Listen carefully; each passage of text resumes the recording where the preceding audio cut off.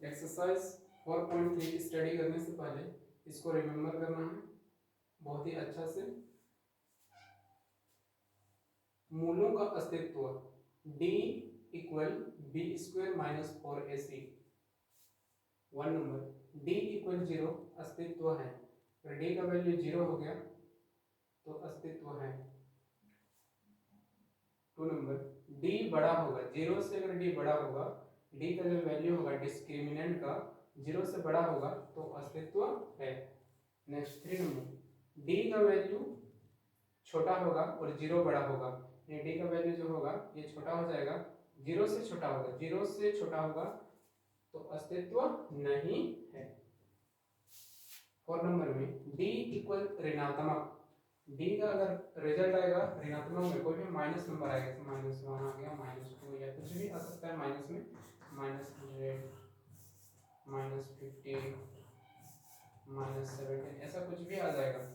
d का value ऋणात्मक minus में अस्तित्व नहीं है, इसको याद रखिएगा अच्छा से इस फॉर्मूला को। d equal b square minus 4ac। 1 number d equal 0 अस्तित्व है, d बड़ा होगा 0 छोटा होगा अस्तित्व है। यहाँ 3rd नंबर में है d छोटा होगा 0 बड़ा होगा, ऐसे किया हुआ है मतलब 0 बड़ा है d छोटा है, अस्तित्व नहीं है। d इक्वल ऋणात्मक माइनस नंबर आ जाएगा, अस्तित्व नहीं है, इतना याद रखिएगा।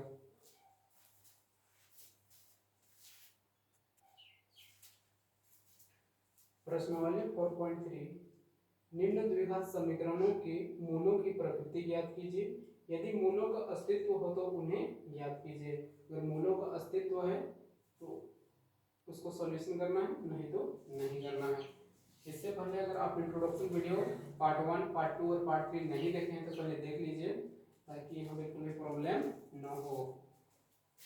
तो हम लोग सॉल्यूशन करते हैं। एक्सरसाइज 4.3 का क्वेश्चन नंबर 1 का फर्स्ट पहला नंबर, क्वेश्चन नंबर 1 का first part, 2x square minus 3x plus 5 equal में 0। बहुत ही आसान है, बस ध्यान दीजिएगा थोड़ा सा। इसको a मान लेते हैं, a b c, a b c ऐसे। a इक्वल 2 इधर, इसको नहीं राइट करना है, इधर साइड में इसको, कॉमा b इक्वल -3, इस -3 को, b equal -3 comma c equal 5, positive 5 है, ऐसे प्लस का साइन को नहीं लिखते हैं, सिर्फ 5 हो गया।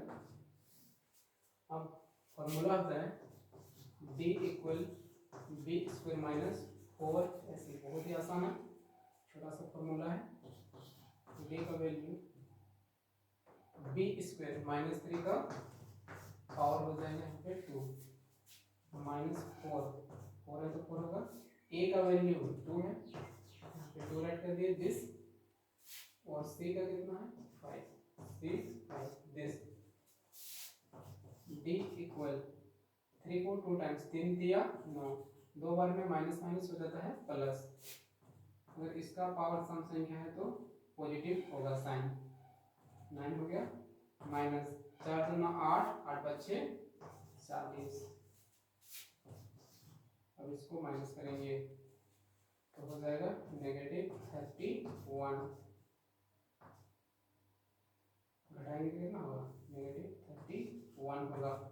अब d का वैल्यू नेगेटिव आ गया ना, तो लिख सकते हैं d का जो वैल्यू है वो क्या है, 0 से छोटा है, 0 बड़ा है लेकिन d का वैल्यू छोटा है। तो लिखने का यहाँ पे दिया था क्या, मूलों की प्रकृति ज्ञात कीजिए, तो लिखना है कोई वास्तविक मूल नहीं है, कोई वास्तविक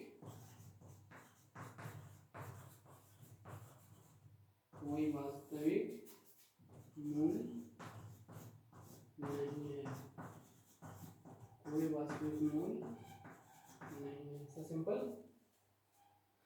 चाहो तो यहाँ अतः भी लिख सकते हो, अगर आपको इच्छा हो कि अतः लिखना तो लिख सकते हो। अतः कोई वास्तविक मूल नहीं है, अगर अतः नहीं लिखना है तो नहीं लिख सकते।